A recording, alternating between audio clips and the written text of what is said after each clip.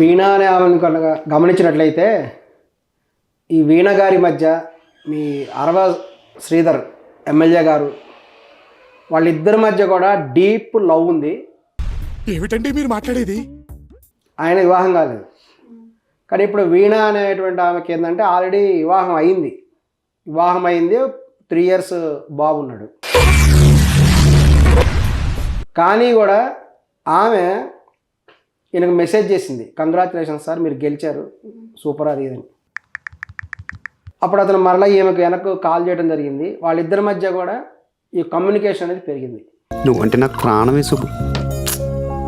నువ్వు ఒక్కసారి ఒక్కలా మాట్లాడతావు, నేను నమ్మలేను రాజు. ఇక్కడ ఈ ఎమ్మెల్యే అనేటువంటి అతను ఆవిడ మీద కన్నేశాడు. ఆమె క్లియర్గా చెప్పింది, తన హస్బెండ్ వేరే ఊర్లో ఉంటాడు, హస్బెండ్ ఉన్నాడు, అమ్మా నాన్నలు ఎవరు లేరు, చిన్న 3 ఏళ్ల బాబుతో ఉంటారు, ఒంటరి మహిళని ఎవ్వరు లేరు అని ఆమె క్లియర్గా అతనికి ఇన్ఫర్మేషన్ అంతా, ఈ హింట్స్ అని ఇచ్చేసింది, ఇవ్వాల్సినవన్నీ. ఊరుకోవే, ఊరుకో, నేను ఉన్నాను కదా, నేను ఏదో సాల్వ్ చేస్తాను. నువ్వు ఏడుస్తుంటే నాకు ఏడుపు వస్తుంది.